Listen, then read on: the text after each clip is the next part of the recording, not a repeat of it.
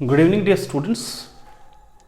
आज हम फिजिक्स का एक बहुत ही जो इम्पोर्टेंट ब्रांच है उसको हम शुरू करने वाले हैं। देखिए बच्चों, वीडियोज किस टॉपिक पे या किस सीरीज पे हम अपलोड करेंगे ये डिपेंड करता है कि मेरे पास कॉलेज में कौन सा सब्जेक्ट होता है। जो पेपर मुझे पढ़ाना होता है उसी की वीडियो हम अपलोड करते हैं।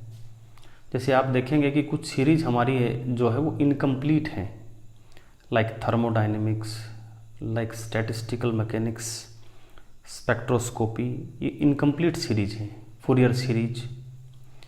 क्योंकि हमें जैसे ही ये कॉलेज में पढ़ाने को मिला हमने उसका अपलोडिंग स्टार्ट कर दिया, और जैसे ही एग्ज़ाम आता है फिर हम उसको वहाँ पे जहाँ तक वीडियो अपलोड हो जाते हैं उसके बाद छोड़ देते हैं। नेक्स्ट ईयर हो सकता है हमें वो सीरीज मिले ना मिले। So this is the situation with statistical mechanics. एक बार मुझे मिला था तो उसके कुछ वीडियोज़ हमने बनाए थे, आफ्टर दैट मुझे पढ़ाने का अवसर नहीं मिला, तो इस कारण से वो बंद है। तो जैसे ही मुझे मिलेगा I will again resume that playlist. And dear students, in this session और we can say this semester solid state physics हमने पढ़ाना है, तो इसलिए हम इस सीरीज़ को शुरू कर रहे हैं। पैरेलल में देखते हैं थर्मोडायनेमिक्स चलाएंगे या इलेक्ट्रॉनिक्स जो मिलेगा वो पेपर हम पढ़ाएंगे, और अगर हमें क्लासिकल क्वांटम मिलेगा तो ऑलरेडी वो चैनल पे अवेलेबल है। तो पहले बच्चों हम स्टार्ट करते हैं हमारा जो टॉपिक है। And this lecture is introductory lecture of about solid state physics and condense matter physics.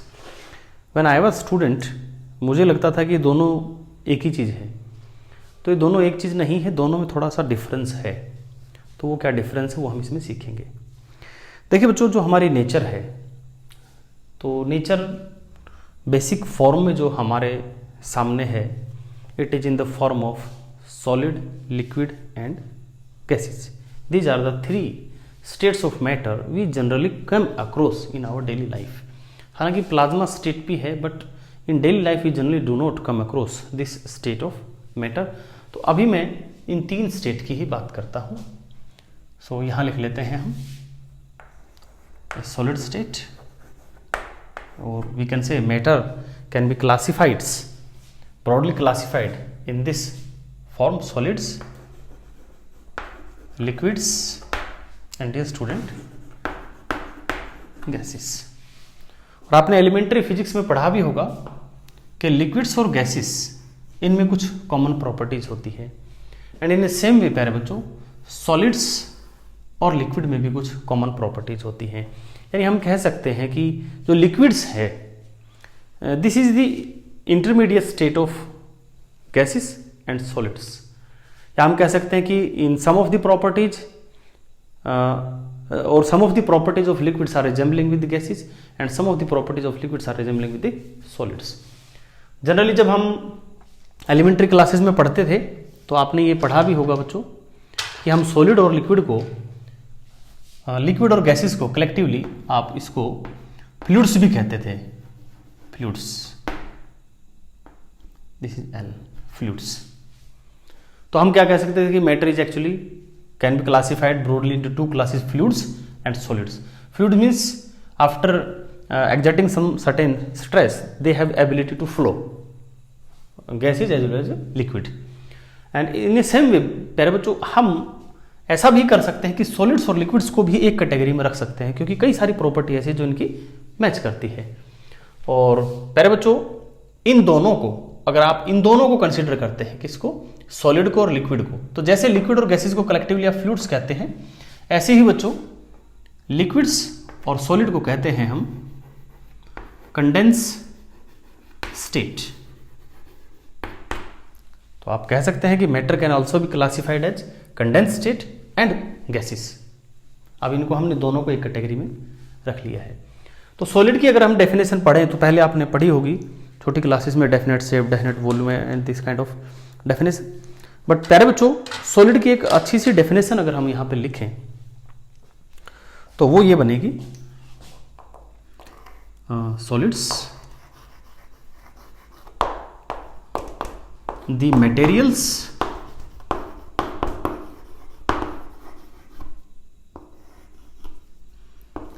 in which the constituents particles, and constituent particle in case of solid may be atoms or maybe ions, or dear student, may be molecules.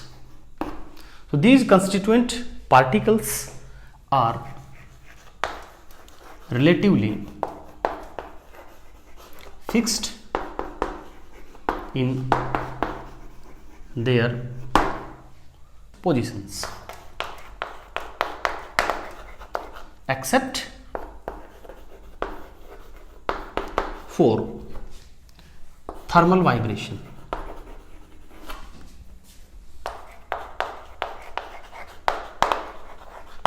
Means dear student, in case of solids, suppose उसका constituent particle है, suppose this is say atom और a molecule और an ion, तो ये जो particle है इसमें सिर्फ थर्मल वाइब्रेशन हो सकता है। 3 डायमेंशंस में कोई भी मोड इसमें हो सकता है वाइब्रेशन का, बट मेन बात यह है कि प्यारे बच्चों इसमें ट्रांसलेशनल मोशन नहीं होगा। ट्रांसलेशनल मोशन का मतलब है, जैसे बच्चों ये देखो, ये उड़ के गया है मेरे सामने से, कुछ ततिया कहते हैं इसको, ये प्लीज कमेंट, हाँ ये आप दिख रहा होगा, दिस इज ट्रांसलेशनल मोशन। यानी सॉलिड का जो एटम है, मॉलिक्यूल है, ये आप देख सकते हैं, ये आपके सामने ही घूम रहा है, बस मेरे को काटे नहीं, बस ये प्लीज। हाँ जी, इंट्रोड्यूस योरसेल्फ। तो प्यारे बच्चों, ये लिक्विड के केस में और गैसेस के केस में क्या होता है कि इसके एटम और मॉलिक्यूल्स में ट्रांसलेशनल मोशन होता है, वो इस तरह घूमते रहते हैं जैसे अभी ये बिटल यहाँ पे घूम रहा था। तो प्यारे बच्चों, सॉलिड में ये अलग होगा, मीन्स सॉलिड के जो मॉलिक्यूल्स है they can vibrate eight their position, but उसमें ट्रांसलेशनल मोशन नहीं होगा। ये एक प्रिसाइज आप डेफिनेशन सॉलिड की ले सकते हो, बच्चों वाली डेफिनेशन से थोड़ा अलग। तो प्यारे बच्चों, अब बात आती है कि what do we actually mean by solid state physics and condense matter physics. तो देखिए प्यारे बच्चों, जो सॉलिड्स होते हैं, तो सॉलिड्स का जो क्लासिफिकेशन है वो डिपेंड करता है कि हम उसमें क्या चाहते हैं। सॉलिड्स को भी आप क्लासिफाई कर सकते हैं। तो प्यारे बच्चों, सॉलिड के क्लासिफिकेशन कई तरीके से हो सकते हैं, depending on the property which we are considering, on the basis of which the classification has to be explained. For example, अगर आप बात करें on the basis of electrical properties, we can classify solids as conductor, semiconductor, insulators. On the basis of magnetic properties, solids can be classified as diamagnetic, paramagnetic, ferromagnetic, ferrimagnetic, antiferromagnetic. There are so many classes. On the basis of optical properties, they can also be further classified into different categories. तो प्यारे बच्चों, अब हम इसको जो classify करने वाले हैं, it is on the basis of the internal और द एटॉमिक अरेंजमेंट। और एटॉमिक अरेंजमेंट की बजाय हम कहेंगे कि जिस भी कंस्टिट्यूएंट पार्टिकल से बना है, चाहे वो एटम है, आयन है, मॉलिक्यूल है, उनका जो अरेंजमेंट है at atomic level, at domestic level, वो कैसा है। अगर वो एक ऑर्डरली अरेंज्ड है तो हम कहेंगे कि ये सॉलिड इस तरह का है, जिसको हम कहते हैं क्रिस्टलाइन सॉलिड्स, है ना। आपने सुना होगा ये, आप क्रिस्टलाइन सॉलिड्स। और दूसरी तरह का होगा जिसमें एक अरेंजमेंट तो होगा, but that will be not be proper arrangement. थोड़ा बहुत अरेंजमेंट हुआ, फिर नहीं हुआ, थोड़ा बहुत अरेंजमेंट हुआ, फिर नहीं हुआ, उसको कहते हैं amorphous solid. Amorphous solid, A is a prefix put before some word which gives its negative meaning. Morph, there is a root, I think it's a root in English language. Morph means form and amorph means without form. आप इसका अगर explanation इसको explore करें, so it is without form या without any form, है ना। जैसे atom, atom is a word, वो भी इसी तरह बना है, atom। तो ये टॉम से बना है। Tom means which can be further classified, इसको आप आगे और बांट सकते हैं, डिवाइड कर सकते हैं। And atom which cannot be further divided. हालांकि आजकल तो हम एटम को डिवाइड कर देते हैं, but at that time the term atom was given उस समय हमें एटम से आगे का नहीं पता था कि एटम के अंदर क्या मामला है। तो प्यारे बच्चों, अब सॉलिड को हमने दो पार्ट्स में क्लासिफाई किया, crystalline and amorphous. So crystalline और अमोर्फस को हम वैसे डिटेल से पढ़ने वाले हैं आगे के लेक्चर में कि एक्चुअल में है क्या, है ना। बट अभी के लिए हम इसमें कैसे समझे कि जैसे आप क्लासरूम में बैठते हैं, आपका टीचर आपको पढ़ा रहा है, तो you are following certain pattern और सिटिंग पैटर्न। आप आराम से एक प्रॉपर ऑर्डर में बैठे हैं, हर एक डेस्क पे एक या दो बच्चे बैठे हैं एंड प्रॉपर एक सीक्वेंस है, क्यू है, इधर भी क्यू बन रहा है, इधर भी बन रहा है, डायगनली भी देखेंगे तो there will be formation of a straight queue. But dear student, मान लीजिए आपका टीचर जो है वो क्लास से चला गया है, तो आप जब क्लास से बाहर जाते हैं या आप स्कूल टाइम की बात करें, ड्यूरिंग रिसेस पीरियड और ड्यूरिंग जीरो पीरियड, आप में कोई ऑर्डर नहीं होता है, आप वहाँ ऐसे ऐसे मन में आए वैसे घूमते रहते हैं। लेकिन वहाँ छोटा छोटा ऑर्डर हो सकता है, जैसे कुछ बच्चे ग्रुप में बैठे हैं, they are following certain order, but वो ऑर्डर हो सकता है दूसरी जगह ना हो, तीसरी जगह ना हो, तो थोड़े थोड़े ऑर्डर हो सकते हैं, but there is no any kind of a proper order. ठीक है, तो इस तरह का जो एटॉमिक या कंस्टिट्यूएंट पार्टिकल के लेवल पे जो अरेंजमेंट है जिसमें ऑर्डर नहीं है, उसको हम बोलते हैं एमोर्फस सॉलिड। और प्यारे बच्चों, जिसमें एक प्रॉपर ऑर्डर है उसको हम कहते हैं क्रिस्टलिन सॉलिड। तो प्यारे बच्चों, जो सॉलिड स्टेट फिजिक्स है वो मेनली इसके साथ डील करती है। अब आप देखिएगा, ये कमाल की बात है कि हम बोल तो रहे हैं सॉलिड स्टेट फिजिक्स, लेकिन वो सॉलिड के एक ही फॉर्म के साथ डील करती है, इसलिए इसको कई बार हम क्रिस्टल फिजिक्स भी कहते हैं। सॉलिड स्टेट फिजिक्स को क्रिस्टल फिजिक्स भी कहते हैं क्योंकि it mainly deals with crystalline solids. So what is actually solid state physics? देखिए प्यारे बच्चों, सॉलिड स्टेट फिजिक्स का एक अच्छा सा डेफिनेशन है कि solid state physics deals with, मैं पूरा नाम लिख देता हूं, सॉलिड स्टेट फिजिक्स। तो प्यारे बच्चों, solid state physics mainly deals with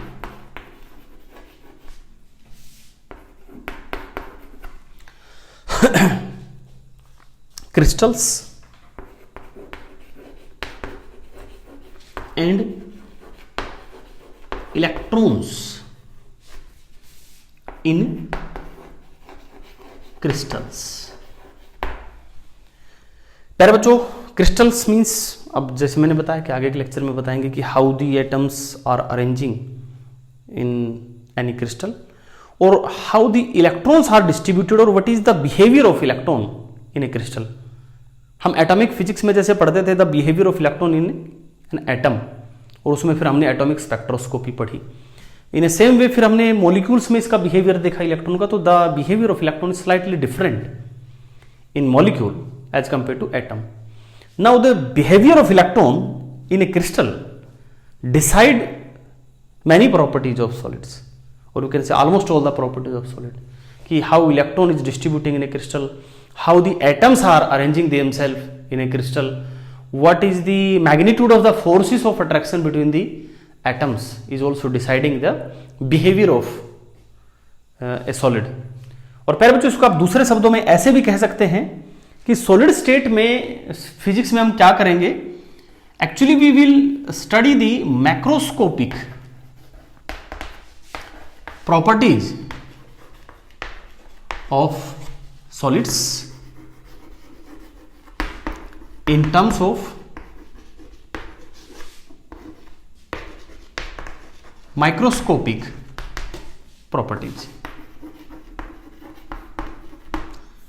पैराबच्चों, इसको ऐसे समझिएगा कि जैसे मैक्रोस्कोपिक प्रॉपर्टी का मतलब है कि why some solids are conductors and others are not, है तो दोनों सॉलिड, जैसे प्लास्टिक, सॉरी प्लास्टिक हम इसमें नहीं लेंगे क्योंकि we are dealing with the crystalline solid, plastic is not a crystal. तो जैसे कि हम बात करते हैं aluminium, aluminium is a conductor, but diamond is not a conductor and diamond is a crystal, जबकि दोनों हार्ड है। तो कुछ सॉलिड ऐसे होते हैं जो बहुत हार्ड होते हैं, कुछ कम हार्ड होते हैं, कुछ कंडक्टर होते हैं, कुछ इंसुलेटर होते हैं, कुछ ओपेक होते हैं, कुछ ट्रांसपेरेंट होते हैं, कुछ डायामैग्नेटिक कैरेक्टर रखते हैं, कुछ फेरोमैग्नेटिक कैरेक्टर रखते हैं, कुछ पैरामैग्नेटिक कैरेक्टर रखते हैं सारे सॉलिड ही। तो ये जो मैक्रोस्कोपिक प्रॉपर्टीज है उनकी बात कही है मैंने, जितना जैसे ओपेक है, ट्रांसपेरेंट है, ये सारी इसकी मैक्रोस्कोपिक प्रॉपर्टी है। हम मैक्रोस्कोपिक प्रॉपर्टी को स्टडी करेंगे माइक्रोस्कोपिक लेवल पे, यानी अगर इलेक्ट्रॉन का अरेंजमेंट ऐसा हुआ, अगर एटम्स का अरेंजमेंट ऐसा हुआ, the solid will be transparent, the solid will be paramagnetic, the solid will be ferromagnetic. यानी कि हमने बिहेवियर बताना है, एक्सप्लेन करना है behaviour on the basis of atomic level properties, उनके जो इलेक्ट्रॉन्स का जो अंदर बिहेवियर है, जो एटम्स का जो अरेंजमेंट है, एक दूसरे के साथ जो बॉन्डिंग है, जो एटॉमिक डिस्टेंस है, शेयरिंग ऑफ इलेक्ट्रॉन्स अंदर, उनके बेसिस पे हम उसकी मैक्रोस्कोपिक प्रॉपर्टी को एक्सप्लेन करेंगे in the case of solid state physics. आप इसको ऐसे समझ सकते हैं कि जैसे बच्चों हमारी जो दुनिया है, हमारा जो वर्ल्ड है, it is composed of so many countries and every country has its own culture. You can easily find out from international media, from international newspaper, every country has its own culture and the culture is actually macroscopic property. Culture is एक आदमी का culture नहीं हो सकता, culture पूरे देश का होगा, समाज का होगा, तो एक मैक्रोस्कोपिक प्रॉपर्टी हो गया। और माइक्रोस्कोपिक प्रॉपर्टी मीन्स एक व्यक्ति का जो प्रॉपर्टी है, एक व्यक्ति का दूसरे व्यक्ति के साथ जो इंटरेक्शन है, वो डिसाइड करेगा पूरे देश का कल्चर। ठीक है, तो एक व्यक्ति से दूसरे व्यक्ति का इंटरेक्शन, एक व्यक्ति के खुद का एक लाइफस्टाइल, उसको स्टडी करके हमने पूरे देश के कल्चर को एक्सप्लेन करना, this is solid state physics. अब प्यारे बच्चों बात आती है किसकी, कंडेंस मैटर फिजिक्स की, कि ये क्या है।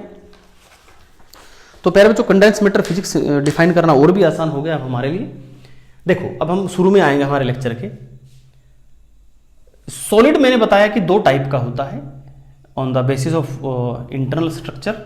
एक बताया हमने क्या, क्रिस्टलिन, एंड दूसरा बताया हमने एमोर्फस। ये दिस इज एमोर्फस। ठीक है, अब प्यारे बच्चों इसको छोड़ दीजिए बस आप, ठीक है, और एक इसको छोड़ दीजिए आप, इन दोनों को छोड़ दीजिए, ये जो हमने इसको सर्कल कर दिया इनको छोड़ दीजिए। इसकी स्टडी तो हो गया हमारा सॉलिड स्टेट फिजिक्स। अब इसको और इसको छोड़ दीजिए, इसकी स्टडी वैसे आपको पता काइनेटिक थ्योरी ऑफ गैसेस है, thermodynamics and so many theories आती है, तो इन दोनों को आप छोड़ दीजिए। अब जो कुछ भी बच गया, क्या क्या बच गया इसमें, अब हालांकि आप कहेंगे कि इसमें तो एक तो एमोर्फस सॉलिड बचा है, एक लिक्विड बचा है, इसमें और भी कई तरह की चीजें हैं बच्चों, इसका नाम हम यहाँ पे जरूर लिखना चाहिए। सो इन condensed matter physics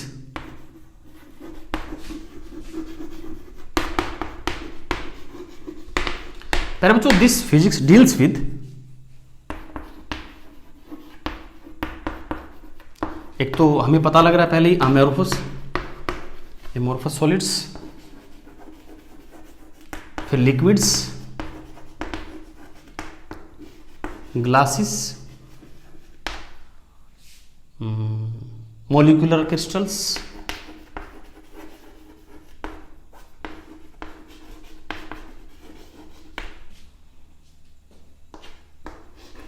poly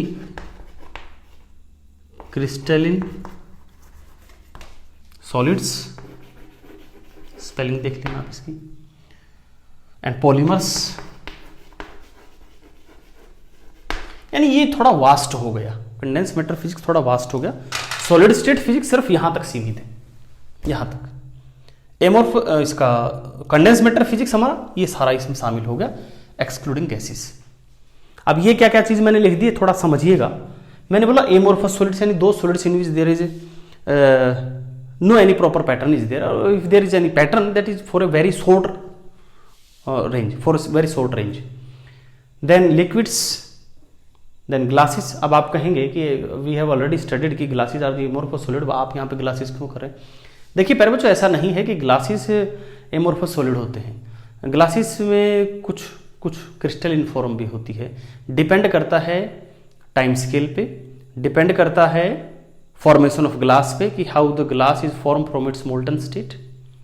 molten state से जब ये सॉलिड बनता है ना, जब बहुत एक क्रूशियल पीरियड होता है किसी भी ट्रांसफॉर्मेशन के लिए, फेज ट्रांजिशन के लिए फ्रॉम लिक्विड टू सॉलिड। अगर वो आपने बहुत जल्दी से कूल कर दिया तो ये एमोर्फस होगा, अगर आपने बहुत धीरे एक्सट्रीमली स्लो रेट पे किया तो क्रिस्टलिन होगा लाइक क्वार्ट्स, और अगर आपने बीच में कोई स्टेज रखी तो वो बेचारा ना क्रिस्टलिन रहेगा ना वो एमोर्फस रहेगा, वो अजीब अजीब सा रहेगा, कुछ बीच का सा। तो इसलिए मैंने ग्लासेस को अलग से लिखा है कि ग्लासेस का मतलब ये मतलब कि इट इज एमोर्फस। ग्लास नहीं लिखा मैंने, ग्लासेस लिखा है। Glass, there are so many types of glasses. Molecular crystals, molecular crystal are there, उसमें क्या होता है कि there are so many molecules are there and these molecules form certain pattern with the help of van der Waals forces, weak van der Waals forces, और एक pattern बनाते हैं, इसलिए हम उनको बोलते हैं मोलिकुलर क्रिस्टल्स। इनमें भी लॉन्ग रेंज ऑर्डर नहीं होता, लेकिन ये इनसे अलग होता है, हेमोर्फोस से अलग होता है। ऐसे पॉलीक्रिस्टलिन सॉलिड्स, पॉलीक्रिस्टलिन सॉलिड होते हैं जिसमें कुछ कुछ ग्रुप बने होते हैं कि कोई भी सॉलिड है उसमें यहाँ तक ऑर्डर है, फिर दूसरी जगह दूसरी तरह का ऑर्डर है, तीसरी जगह तीसरी तरह का ऑर्डर है। And polymers, you are very well aware with the words polymers. Polymers are actually the group of those molecules which have the tendency to bond with themselves and they can also form a chain. वो molecules इस तरह जुड़ते जाएंगे, they will form a chain, ठीक है, like polyethylene, polyaniline, these are the example of polyester polymers. So polymers में भी order होता है, but वो crystalline solid से अलग तरह का होता है। तो इन सारी चीजों का स्टडी, अब सारी चीजों का स्टडी किस तरह से करना है, जैसा सॉलिड स्टेट फिजिक्स में क्या वैसे ही करना है कि मैक्रोस्कोपिक प्रॉपर्टीज, इनकी मैक्रोस्कोपिक प्रॉपर्टीज को हमने स्टडी करना है ऑन द बेसिस ऑफ और by studying at microscopic level. So this is the difference between condense matter physics and solid state physics. I hope I will try to increase the frequency of uploading the lectures, क्योंकि इसमें बहुत सारे topic हैं जो important हैं and it's very important branch of physics, dear students. Thanks for watching the video.